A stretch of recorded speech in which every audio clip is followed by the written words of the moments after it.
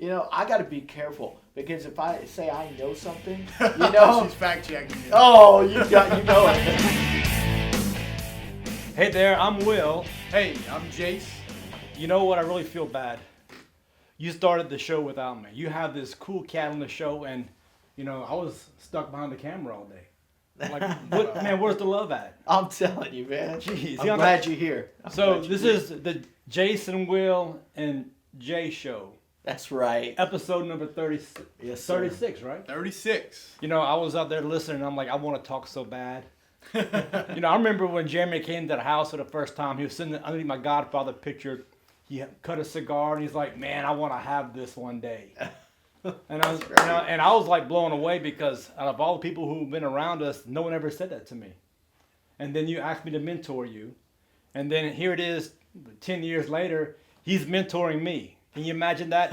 I'm just sitting there like blown away, like, man, how God works in some crazy ways. Mysterious, man. Yeah, so I've been knowing Jason for a little while, and I said these two people got to meet because they have a great story and it's really similar. Absolutely. Yeah. Yeah. And you were talking about the motivational stuff, and I've been listening to that stuff for a long time.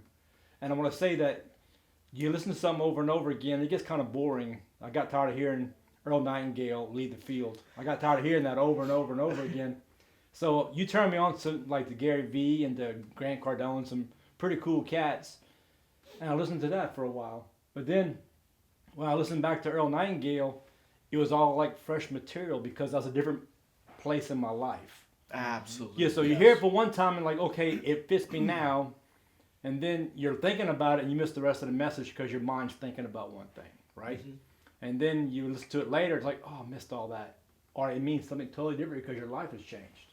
Absolutely. Yeah. Like, for example, I'm reading for the second time The Science of Getting Rich by Wallace D. Wattles. Yes. Really, really great book. Wow. I highly recommend it. And he says, do not read anything else until you get rich. Wow. And Wow. because there is a science. My If you goodness. think a certain way, you're going to produce certain results. Whenever I was listening to Dale Carnegie, How to Win Friends and Influence People, and it kept doing over and over again, that same exact thing happened to me. I only picked up a certain percentage of it, even though it kept playing over and over again. And now I could recite, a lot of it, but it didn't have a purpose to me because I wasn't at the point I needed to be in life to receive it. And now when I listen to it, I hear it through a totally different set of ears than what I did before. Mm-hmm. I wanted to bring this up. I always felt like I was unworthy. Mm-hmm. Deep down, whatever it was, it all comes down to the unworthiness. But really, there is no such thing as being unworthy. It's all a story that we're really telling ourselves. Because this happened. Well, you felt unworthy, or because of that, your dad didn't do this, or your dad didn't do that, or your mom called you this, or whatever it is. Right. You develop feeling unworthy, but truly there is no such thing. Right. But it's still hard to come to terms with because until you really let go of that story that you're telling yourself. Wow. I feel like there's two things that really go along with that I relate to so much on that level.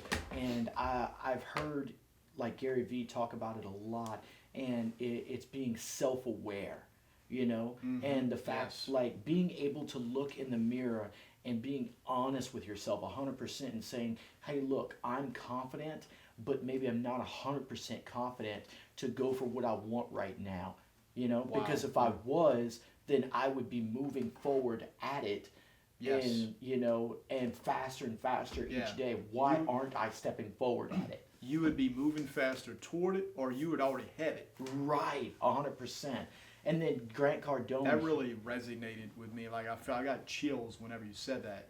But Yeah, Grant That's Cardone, awesome. he talks about one part of it too. And he'll say that if you think about an AA group, right? Well, all these alcoholics, they'll come, and the first part of AA is to admit, right? Admit Yes. that I am an alcoholic. The realization, perception, perceive and perception of it, right? I am this, right? Well, I agree 100% with that, but I love what he brings into it. He says from that point on, what do? They gather around a group of people that are all like-minded, Right. right? That's Well, right. if we get out of that group that's like-minded in that sense with those issues, and then create another group around us that we are going towards, then all of a sudden doors open up of possibilities. Yeah. It's one thing to Because yeah, your focus is more honed in on what you want. yeah, So I want to go back to something you just said. It was, you can look in the mirror and not say I feel 100% confident. Maybe I feel like 60% confident. So in attaining this certain desire or dream or goal in your life, I felt like an imposter sometimes. sure, Like I don't belong here. yeah, Like who am I to teach anything or talk about personal development? But you're the exact person that needs to talk about it, because That's it, bro. you know what I'm saying? Yeah. You're the exact person that needs to talk about it, because who else is going to do it? And everybody resonates, and relates to other people in different ways. yes, So I think it's like Gary Vee says, it's self-awareness, being honest, and also just, having that courage. And I'm going to use that to admit, like, look in the mirror and say, okay, maybe I'm not 100%, confident that I can do this, but maybe I'm 50 and I'll try, for 51% tomorrow. And that's powerful. when I met my wife, she was extremely good at finding material, looking it up. I was really good at finding someone, creating a network. And then I'm sorry. Whenever you said you met your wife, I thought you were going to say she was extremely good at finding faults. but don't she know- I can don't do know that your wife too. now. She can do that. She can do. And she's generally right when she finds them. Yeah. Yeah, she's a CPA or she's Oh, that's she yeah, is. she can find all Oh that. yeah. She's like the Google queen, man. I'm telling you. But it's made me so much stronger in that sense because, like, I knew how to go find the right person that knew the information. She knew how to Google it, and then we'd sit there. She'd Google it real quick in 2 minutes. I didn't have to go find the person, and then all of a sudden she would tell me, okay, this is what it is, right? Well, it was easy for me to go find the person, talk to him, find out what I needed to know, and then have the information. It felt good to have the information, and I connected to that, and I felt like I did something because I found the person, and all of a sudden I had the information. So I had a connection here, right? Well, it's easy to feel like you did something, but then whenever she Googled it in 2 minutes, I didn't have that emotional connection anymore, like I did something, but I still had the information. So then I was like, hold on a second, what's the next thing? And I'm sitting there thinking to myself, hold on, what's the next thing? Right. Well, I knew what the answer was. It was go take the information, go do something with it. Go do. Take action. But then I had to ask myself, why aren't I moving? And that's when I realized I had to look in the mirror and tell myself, you're not as confident as what you think you are. You're not moving forward. Go get uncomfortable. Go fail forward. Self-awareness. Self-awareness is so key in doing personal development. I think Jeremy brought up a really great point, was that, to be able to be self-aware enough to look into the mirror and say, okay, I'm not 100% of who I need to be. Maybe I'm only 50, maybe only 70%.